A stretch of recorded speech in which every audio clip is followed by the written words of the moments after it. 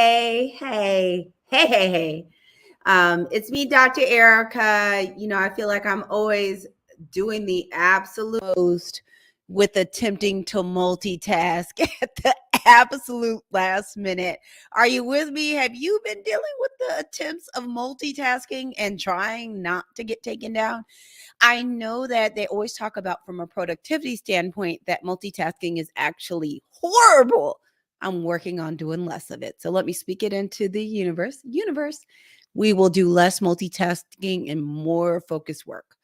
So, good evening. I am so honored to be here. I am your host, Dr. Erica, here for another episode of Growth Groove with Dr. Erica, coming to you prior to the holiday season. One of the interesting things is I've talked to so many patients. I see kids a lot right now, and everybody's getting ready for winter break. And I love that I'm a grown up and I'm getting ready for winter break, and I can't wait. I'm finally going to actually take a real break and not do a whole bunch of work. So as you come in, just let me know where you were watching from. I would love to know. Couple of housekeeping things. The first thing is, if you know someone that needs this, please share. If you know someone that needs this, please tag them. And the last thing is, if you're watching it later, don't even worry about it. Stick hashtag replay in the comments. Flat out. So I am your host, Dr. Erica, Harvard-trained, double board certified psychiatrist and integrative lifestyle coach. I am irrationally passionate about helping you be better, do better, and live better. I do that through my adult telepsychiatry, my books, including Fix Your Fairy Tale, A Woman's Guide to a Great Life, Love, and Legacy. My books. Oh, we did talk about the books. I'm on a roll today. My speaking and my podcast, Better with Dr. Erica. I do all this to help busy people like you that show up for your friends. You show up for yourself. You show up for your friends, you show up for your family, you show up for work, you show up for everybody, actually, but yourself. I do this to help put you back in your life. So I'm here to talk to you today about suicide and committing to your mental health. You might be like, Dr. Erica, why are we talking about this? Well, number one, I just want to have a moment and to make sure I'm doing what I can to help you have better mental health and to be able to be there ultimately for those that you love.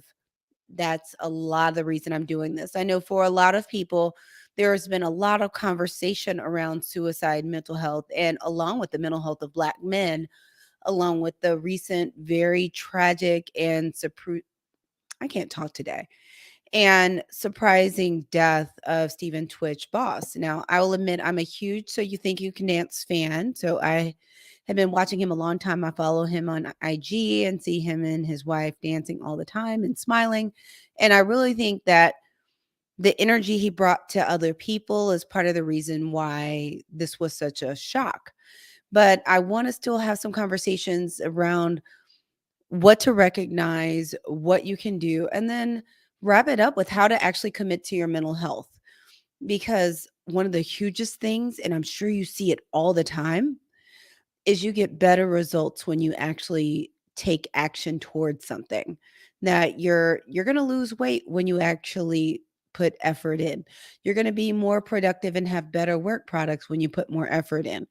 Your floors are going to be cleaner when you put some elbow grease behind them. So I want to make sure that I'm here not only to just talk about an issue that's going on that is around all of us, but also to take some space of how can we make it better? Because I think at the end of the day, I want you to have things you can take action on, because I think we've always been there and all of us have had those moments where you watch Oprah and you're so excited and you feel so good. And when it's over, you're kind of like, I feel great, but you don't know exactly what to do next. And I want to make sure that you have some action steps that you can take. So I hope you're ready, because I don't want to have you in here all night. So let's talk about part of the reason why, other than the fact that we've had so many deaths by suicide starting popping up in the news. And I really think this conversation is getting forwarded even more due to how social media is used now. Because before, something would have to be in the newspaper or on television, and now there's so much information that we get and share across social media that I think there's a more of an awareness of this happening in the community, especially among celebrities. So I want to have a moment, and part of the reason this is part of the conversation is that it's the second leading cause of death for people 10 to 34. Second, like 1, 2. So that's pretty big. And depending on what statistics you look at, they'll say it's the 12th leading cause of death overall, but you also have to think that's stratified because it's all these different ages put together. But, there are a lot of people between 10 and 34. So that is huge. The next reason it's relevant is between 2014 and 2019, the rates of suicide among Black people in the United States increased by 30%. And that's important because people are like, why does it seem like it's happening more? And I'd say it's two things, because one of the things I constantly saw on social media when I would look after the last few deaths was kind of like, well, this is new. It's increasing, but it's really not new. I think the conversations are shifting, but there has been some increase in the rates. The next thing is that the highest suicide rates are among males. And the highest ones were white males, followed by Native American males, followed by Black males. So we know that men typically die by suicide more than women anyway. But one of the things that keeps coming up is there are all these conversations, and I'm so it's tragic, but also have more hope that people are having more conversations around mental health. But I do want to have a moment, because as we all look for, ultimately, we want to get to a point where everyone has good mental health and we're able to do community-wide suicide prevention. Because at the end of the day, we don't want people to die by suicide. We want people to be able to live the best life. I want you to have your best life. I want you to have that life you were created for, which means you need to be here to actually live it. But I want to have a moment and talk about that there are some, it's hard to just say reasons, but there are some things that may be behind suicide. There's something other than depression, because this turns into always a lot of conversations around depression. So, yes, traditional mental health happens. You'll see it with people that have psychosis and schizophrenia, bipolar disorder, depression, or other things that are traditional mental health. Depending on how people look at it, some people will not automatically think of substance abuse addiction. And that is also something that you can often see, especially because it decreases the level of inhibition, those consequences that happen when people have a lot of substance abuse issues. And also the fact that there are times where people will actually have what people will sometimes call accidental overdoses because they overshoot. The next thing I want to talk about also is this can happen with people with chronic severe illness and also really bad pain. It's one of the reasons why there's an increased risk for suicide for people that are elderly due to really bad chronic pain. You can also see this a risk factor being abuse. Um, in addition, just when people are feeling really hopeless from bullying or racism or discrimination. All of this to say is it can be a wide variety of things, not just simply someone is depressed. If you said, what can we do? Because someone actually asked me the other day, I was having a conversation with some other physicians, and they were like asking me as a psychiatrist, well, what can we do? And the answer to that, one of the biggest questions is to genuinely care about how people are doing, and to actually genuinely ask, how are you doing? From a genuine space. People know if it's genuine. But the thing is to always ask the next question. It's about the second question. Because I was telling the people I was talking to, is that there have been so many times that am meeting with a patient, I'm talking to them, and I ask, how are you doing? Or I'll ask, have you been feeling sad or down? And they'll be like, I'm fine, I'm okay. And then 3 questions later, it's, I've been feeling horrible. I feel terrible. I've been so depressed. I cry all the time. I have no energy. But the first or second question is, I'm fine. So part of it, the thing I think you can do as just a person in your community is to genuinely care, because the intention behind the questions always matters. Is that to ask the second question, are you really okay? And if you know someone's been down, It's okay to ask. It's been scientifically proven that asking someone if they've had thoughts of hurting themselves does not increase or cause them to have thoughts of hurting themselves or suicide, is to ask the question. So I'm not going to give you a million things to do for you to be overwhelmed. The simple answer for me is for what to do is to be genuine and actually care about people and to ask more than one question about how people are doing. Okay. But it's important for us to continue to be vigilant and to be supportive and to be part of a community. And one of the things that has been seen is just an increase in the rates of suicide over the pandemic. I don't have enough time today to talk about why that may be. And some of it's pretty logical. We've talked about some of the stress of the pandemic on people. But ask the next question. All right. So the next thing is on one hand, we want to be there to be able to be part of suicide prevention and to be there to support others. But one of the first things that's important and part of the reason I talk about being in a position to help you be better, do better, and live better, and why I talk about how it's so important to make sure that you're also poured into, is to be able to live that life you were created for, be able to do all of those wonderful things, to be able to enjoy the moments you have on this planet, and to be able to support the people around you, to be able to either physically be there, emotionally support them, is you actually have to take care of yourself. So one of the reasons, the other things I wanted to talk about is I didn't want to just say how to make your mental health better. Because at the end of the day, just as you commit to other people, you need to commit to yourself and commit to your own mental health, commit to having good mental health, because that commitment is what's going to help you change and what's going to help improve, because there's always room for us to improve. And this is a season where there is so much stress. There's stress like just sprinkled around like fairy dust. Stress and loss is just kind of everywhere. There's still some joy and love in there too, but a lot of people are dealing with a lot of stress. And I want you to be in the best position to be able to manage this. And as it's important to actually commit to your mental health, because that's you doing something for yourself. It's you making a commitment to yourself.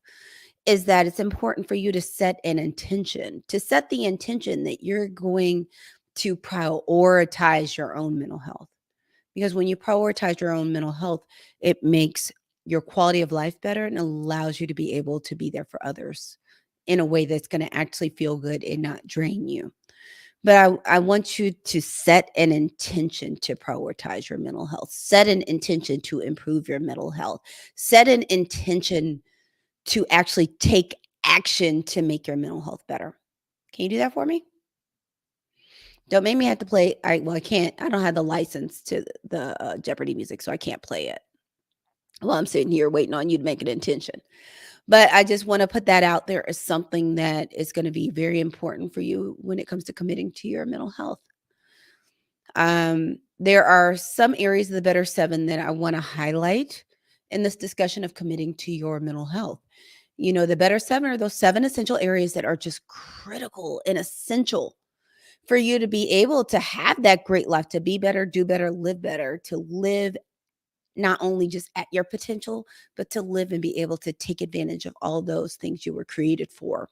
And there are a few of them that I feel like just have very clear connections to your mental health and to being able to commit to your mental health. And they are support, because making sure that you not only have the support of people that you love or care for and are able to get help to keep you from being overwhelmed, but also there are times where professional help is healthy. I am a big fan of everyone having a therapist. It's great to have someone that you can talk to about what's going on, to process, that has no stake in things and that has the emotional space and bandwidth to be there for you. So I'm a huge fan of it. But being able to get that professional help to improve your mental health.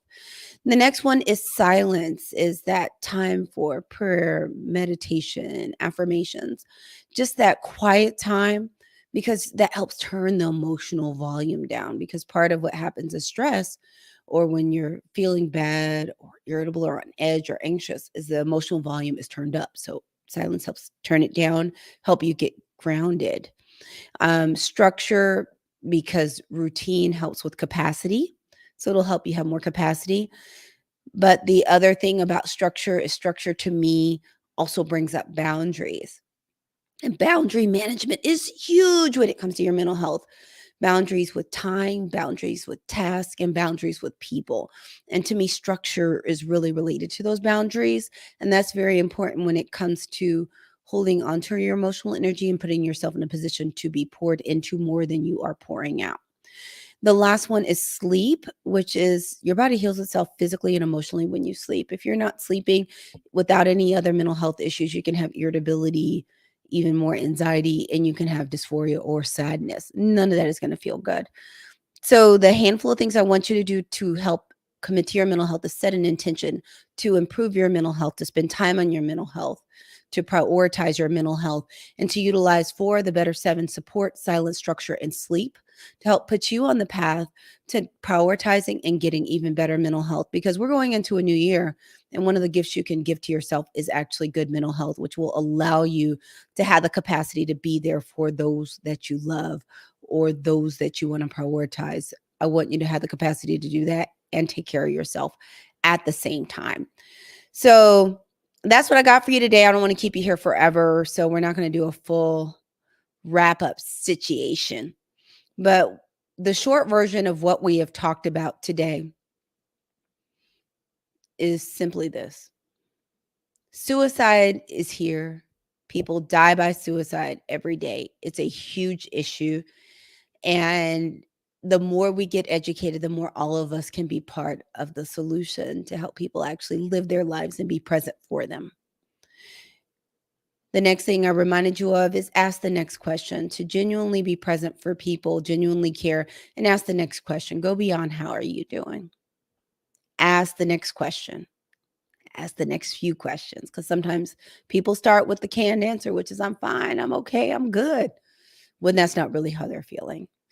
The next thing was simply, it's important to actually commit to your mental health to make it better, to prioritize it, to set intentions, and to utilize those things in the better 7. You can actually utilize all the better 7, but we highlighted 4 today: support, sleep, silence, and structure, as ways to help improve and give you tools to help not only prioritize, but actually improve your mental health so that you can commit to your mental health because you deserve it. And that will allow you to be there for more people.